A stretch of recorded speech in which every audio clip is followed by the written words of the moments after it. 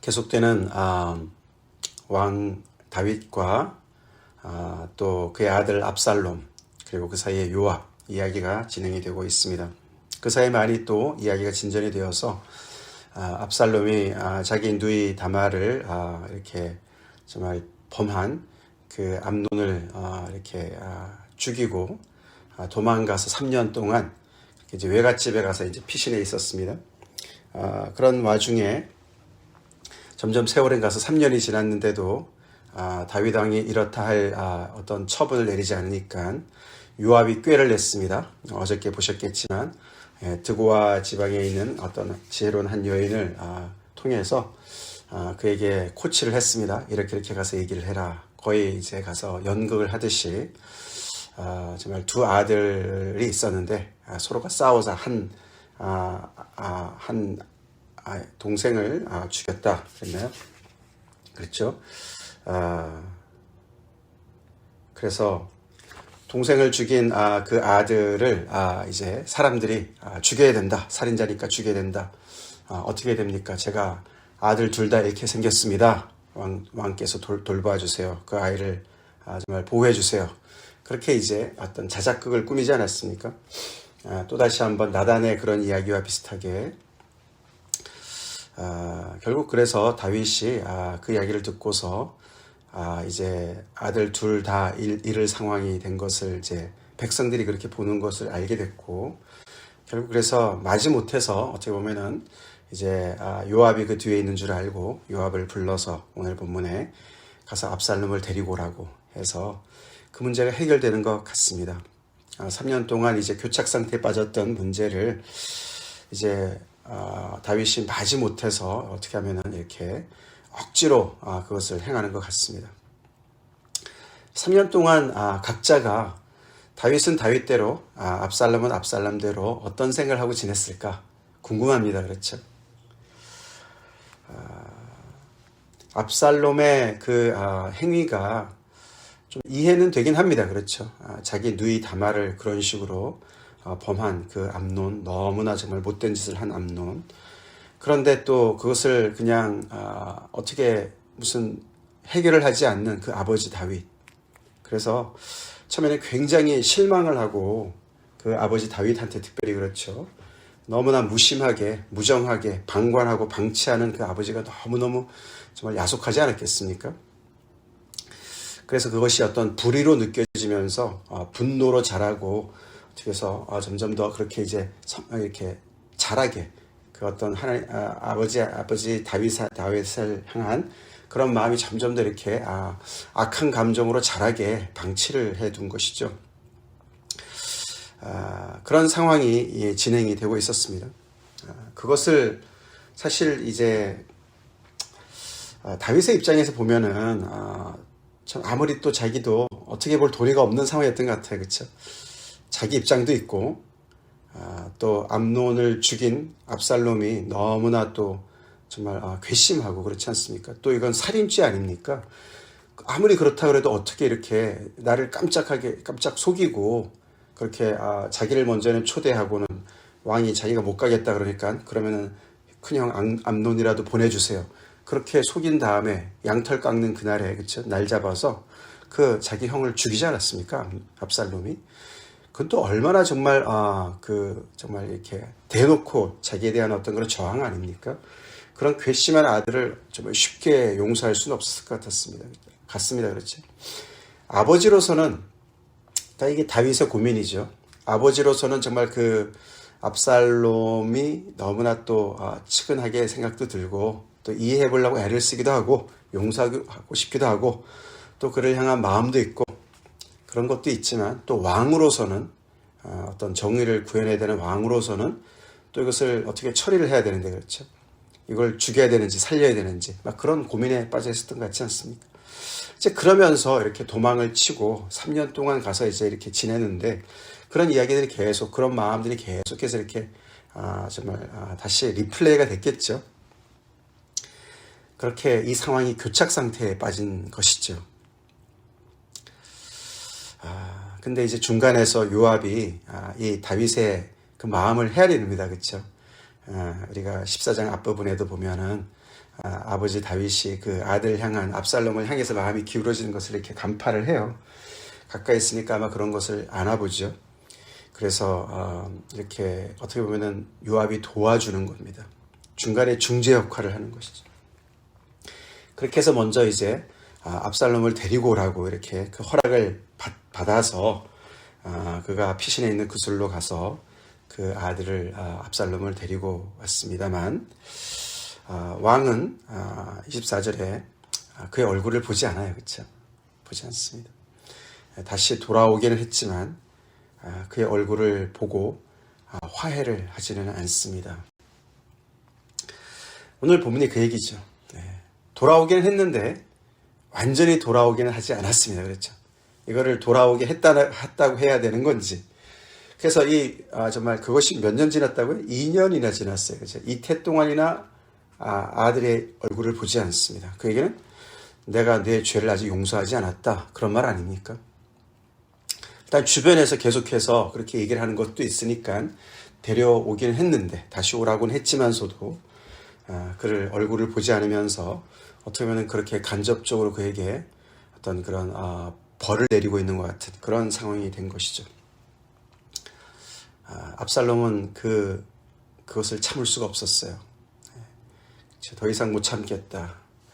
요압을 부르는데 오지 않습니다. 그래서 꾀를 내서 이렇게 보리밭에다가 불을 지르고 요압을 오게 해서 결국은 자기가 원한 것을 얻습니다. 내가 왕을 보게 해라. 내가 잘못이 있다면 나를 죽이는 한이 있더라도 내가 왕을 봐야 되겠다. 아버지로 얘기하지 않습니다. 그렇죠? 왕이라고 얘기합니다. 그 얘기를 보면은 이제 압살롬은 내가 뭘 잘못했냐 이거죠. 그렇죠? 내가 뭘 잘못했냐. 내가 내 동생의 그런 정말 당한 그 불의를 내가 갚은 것인데 뭘 잘못했냐. 하나도 뉘우친 기색이 없습니다. 그렇죠? 자, 그래서 결국은 이제 그 또 요압이 앞장서서 또 얘기를 해서 결국은 다윗이 오늘 본문 끝에 그런 압살롬을 불러서 결국은 5년 만에, 그렇죠? 5년 만에 재회를 하는 것이죠. 도망쳐서 3년, 다시 돌아와서 2년, 5년을 안 본 아들을 처음 대면하는데 굉장히 형식적이죠. 그렇죠? 5년 만에 보는데도 그래서 뭐 입을 맞췄다 그래서 화해한 것으로 우리가 볼 수도 있겠지만 그렇지 않습니다. 보면은 이게 아버지라고 부르거나 이게 아들과 부자상봉 아닙니까? 그렇지? 5년 만에. 그리고 그런 문제가 있었던 상황인데 그것을 다시 이렇게 재회를 하면 정말 뭔가 그 안에서 대화도 있을 것 같고 정말 이렇게 눈물도 있을 것 같고 뭐 이런데 그런 게 전혀 없습니다.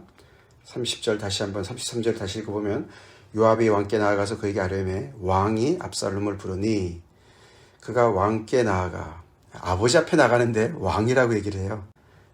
압살롬이 왕께 나갔습니다. 그리고 그 앞에서 얼굴을 땅에 대어 그에게 절합니다. 신하와 같은 모습을 취합니다. 아들의 모습이 아니죠. 그렇죠?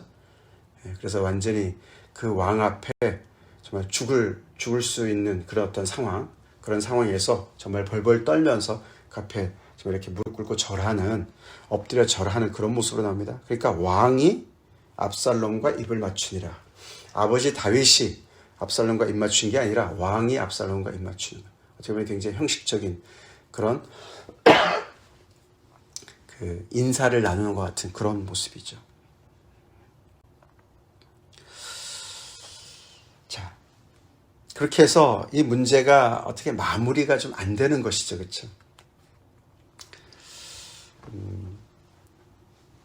그래서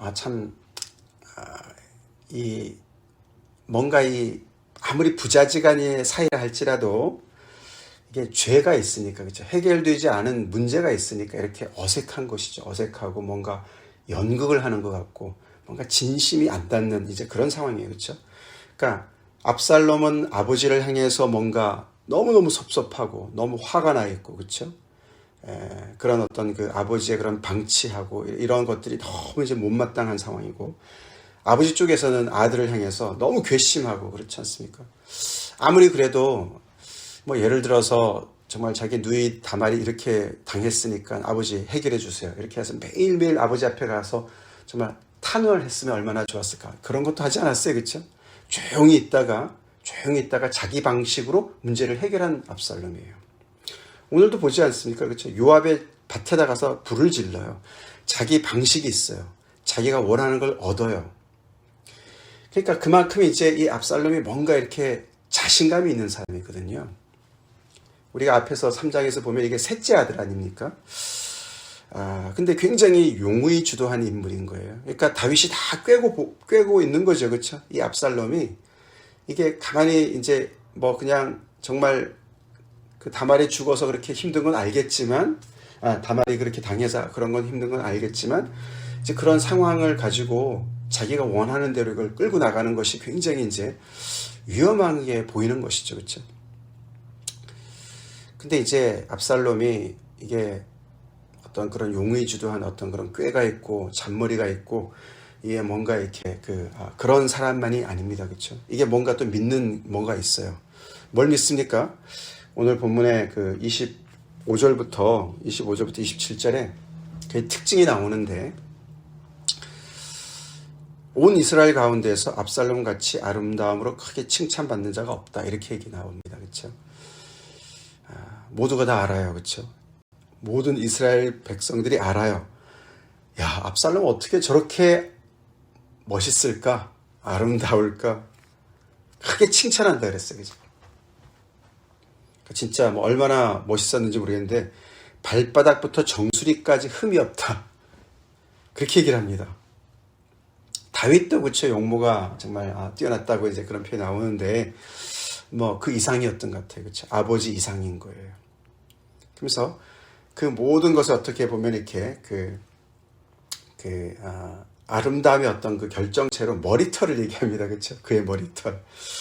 그의 머리털이 얼마나 정말 성하고 머리털이 그냥 많은지 무성한지 너무너무 무거워서 1년에 한 번씩 깎는데 그 무게가 200세겔이었다. 약 2kg가 넘어요. 얼마나 정말 그게 어떤 그 압살롬의 그런 그 사나이다움, 뭔가 그 어떤 멋짐 이런 거를 이제 그 극적으로 표현하는 거 아닙니까? 결국은 이제 그만큼 이제 모든 사람들이 그의 아름다움에 취해 있는 거예요. 그러니 그걸 알지요, 그렇죠? 본인은 알아야 또 아마 그게 굉장한 어떤 자기가 믿는 어떤 그런 버팀목이었던 것 같아요. 그래서 압살롬이 그걸 알아요. 백성들이 자기를 굉장히 이렇게 선망의 대상으로 보고 있구나. 자기를 참 좋게 보고 있구나. 이제 그런 것이 있어요. 다윗은 아마 거기까지 보고 있었을 것 같아요. 그렇죠? 제가 저거 믿고 저렇게 자기 멋대로 저런 식으로 행동하는구나. 이제 그런 게 다 이제 괘씸한 것이죠. 괘씸한 것이죠. 저렇게 형을 죽이고도 뭔가 정말 한마디도 없이, 그렇죠? 아버지한테 미리 뭐라고 통지한 것도 아니고 계속 기다리는 거 아닙니까? 조용히 있으면서 자기의 어떤 것을 어떤 꿍꿍이 속을 가지고 있는지도 모르는 그런 상황입니다. 결국 이 압살롬은 이 정말 자랑스러운 이 머리털 때문에 죽지 않습니까? 나중에 나무에 걸려서 머리털이 걸려서 죽어요. 그래서 이 압살롬의 머리털을 어떤 나르시시스트로 보기도 합니다. 나르시시즘. 예. 뭐라 그러죠? 자기의 그 아름다움에 도취되어 있는 그런 사람으로 보기도 해요. 그만큼 이제 이 압살롬이 뭔가 자기 기반과 자기 그런 백성들의 그런 자기를 이렇게 좋게 보는 그런 이미지와 이런 것들을 살살 이용하는 그런 인물입니다. 그래서 오늘 보면은 참 안타깝죠. 이 아버지 다윗과 아들 압살롬의 관계가 이런 식으로 정말 이렇게 어긋나면서 어떻게 이것을 해결책이 어디 있을까? 실마리가 어디 있을까? 다른 문제는 정말 칼같이 잘 해결하고 그 드고와 여인의 이야기를 딱 들어보면은 다윗이 정말 금방 그 자리에서 자기가 보호해주겠다 그렇게 빨리빨리 결정하고 판단하고 그러는데 이 자기 아들의 문제는 해결을 못하는 것을 보지 않습니까? 우리도 그래요, 그렇죠? 우리 어떤 그런 집안 문제가 참 어렵지 않습니까? 집안 문제가 어려워요. 그래서 이렇게 교착 상태에 빠져 있어서 이것을 어떻게 해결해야 될지.